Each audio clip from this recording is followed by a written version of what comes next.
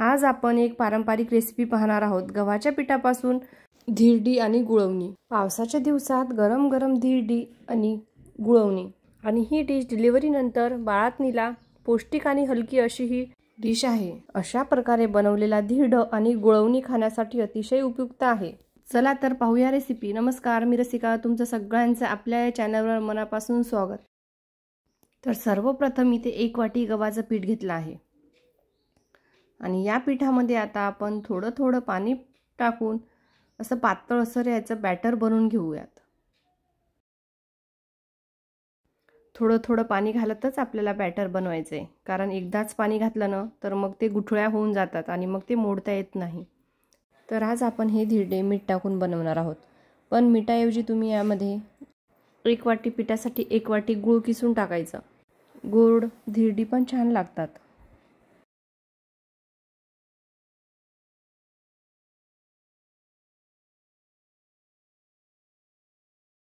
तर इथे आपण बारीक रवा घेतला आहे 3 चम्मच। तर हे या पिठामध्ये घालूयात। हे घातल्यामुळे कसं याच्यामधल्या बारीक गुठळ्या ज्या असतील ना ते सगळं मोडून जातात आणि मिश्रण एकसारखं तयार होतो। तर रवा अर्धाच घातला आहे, अर्धा बाजूला ठेवला आहे। हे सगळा रवा आपण घालणार आहोत, पण थोडा करून घालूयात।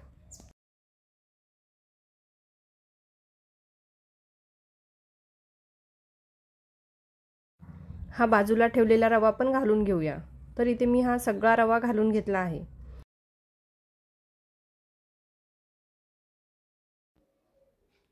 तर या पद्धतीने थोडं पाणी घालून आपल्याला डोशाचं पीठ कसं असतो ना तसा पीठ बनवून घ्यायचा आहे।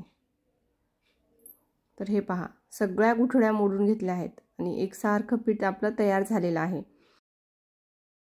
या मिश्रणामध्ये चवीपुरतं मीठ घालूया आणि चांगलं मिक्स करून झाकण ठेवून 5 मिनिटं बाजूला ठेवूया।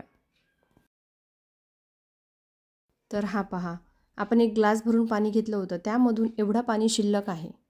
आता 5 मिनिटांनंतर आपण हे धिरडे बनवायला घेऊया। जास्त पातळ जास्त घट्ट नाही आहे, तुम्ही पाहू शकता। तर गॅसवर तवा ठेवला आहे। तर तव्यावर थोडं तेल घालूयात आणि तेल तव्याला सगळीकडे पसरून घेऊया। आपण हे धिरडे मीठ टाकून बनवतोय, पण याऐवजी आपण गूळ टाकून पण गोड धिरडे बनवू शकतो। आता हे मिश्रण तव्यावर छान पसरवून घेऊया। तर पहा, या पद्धतीने थोडं मिश्रण घ्यायचं आहे आणि तव्यावर पळीच्या साहाय्याने हे मिश्रण पसरवून घ्यायचं आहे। तर तुमच्याकडे या रेसिपीला काय म्हणतात कमेंट करून नक्की सांगा। आता यावर झाकण ठेवूया आणि 1 मिनिटभर शिजवून घेऊया।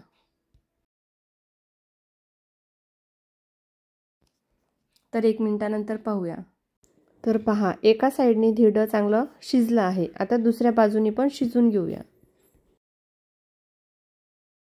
आणि दुसऱ्या बाजूनेही छान खरपूस भाजून घेऊया।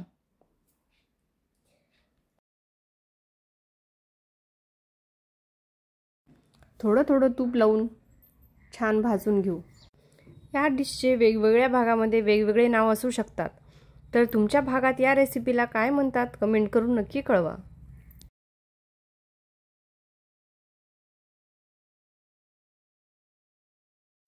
तर हे पहा, दोन्ही साइडनी आपण व्यवस्थित छान असं भाजून घेतलं आहे। आता हे काढून घेऊया आणि याच प्रकारे आपण सगळे धिरडे बनवून घेऊया।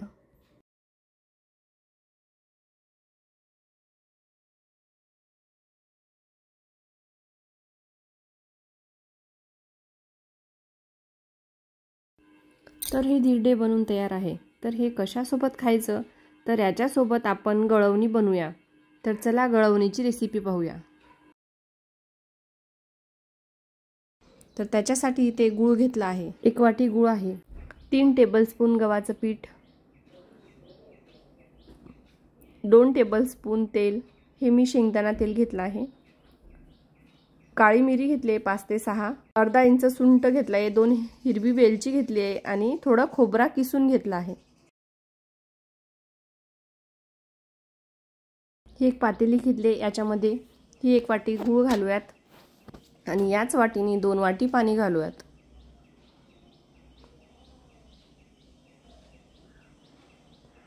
हे गूळ पाणी गॅसवर ठेवून गूळ विरघळेपर्यंत गरम करून घेऊया।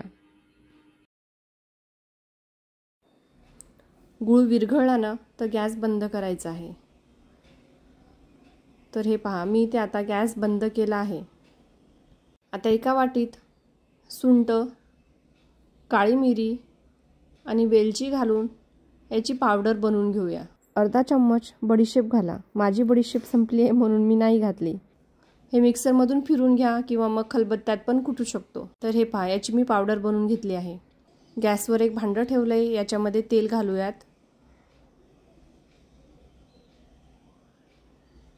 तेल गरम होते तोवर आपण गुळाचं पाणी केलं होतं त्यामध्ये हे सुंठ, काळी मिरी आणि वेलची पावडर घालून चांगलं मिक्स करून 2 मिनिटं झाकून ठेवूया।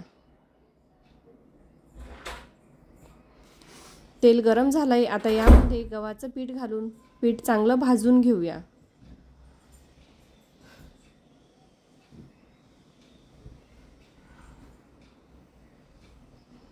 तर सतत हलवत आपण हे पीठ भाजून घेणार आहोत। तर हे शिल्लक राहिलेलं गव्हाचं पीठ या तेलामध्ये टाकून सगळं व्यवस्थित छान असं भाजून घेणार आहे। तर हे पीठ काही सेकंद भाजून झालं आहे आणि पीठ चांगलं भाजलं आहे। तुम्ही पाहू शकता थोडं गोल्डन ब्राऊन कलर आला आहे। आता यामध्ये हा गुळाचं पाणी घालूयात। त्यासाठी ती चहाची गाळण घेतली आहे आणि हे पाणी गाळून घालूयात, म्हणजे सुंठ, काळी मिरीचं कण आपल्या तोंडात येणार नाही। हे बघा, या प्रकारे आता हे मिश्रण चांगलं ढवळून घेऊया आणि यामध्ये आपण किसलेला खोबरा घालूयात।